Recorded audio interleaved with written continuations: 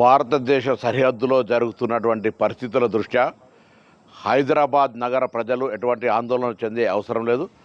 తెలంగాణ రాష్ట్ర ప్రభుత్వం ముఖ్యమంత్రి గారి పక్షాన అన్ని రకాల చర్యలు తీసుకోవడానికి పోలీసు అధికారులు అప్రమత్తంగా ఉన్నారు.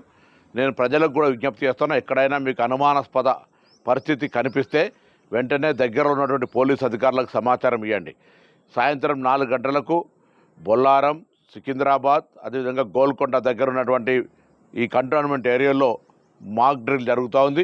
హైదరాబాద్ పోలీసులు సమర్థవంతంగా, అదేవిధంగా మనకు ఉన్నటువంటి 3 ప్రాంతాల్లో కంటోన్మెంట్ ఏరియాల ద్వారా హైదరాబాద్ రక్షింపబడే విధంగా అన్ని రకాల చర్యలు తీసుకుంటా ఉన్నాం. ప్రభుత్వం ప్రతి క్షణమును నిశితంగా పరిశీలిస్తూ ఉంది.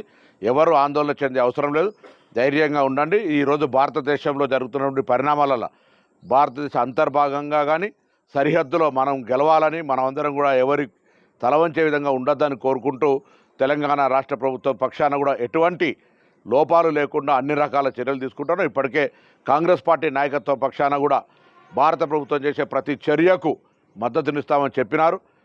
కేంద్ర ప్రభుత్వం ఇటువంటి సంఘటనల సరిహద్దు భద్రతకు సంబంధించి, అంతర్గత భద్రతకు సంబంధించి కూడా కఠినంగా వ్యవహారం చేయాలని కూడా కాంగ్రెస్ పార్టీ తీర్మానం చేసినటువంటి సందర్భంగా తెలంగాణ రాష్ట్ర ప్రభుత్వం రేవంత్ రెడ్డి గారి నాయకత్వంలో ఎక్కడ కూడా ఇప్పుడే సిపి హైదరాబాద్ ఆనంద్ గారితో, సివి ఆనంద్ గారితో, జిల్లా కలెక్టర్ గారితో అందరితో కూడా ఎప్పటికప్పుడు సమీక్షించుకుంటాను.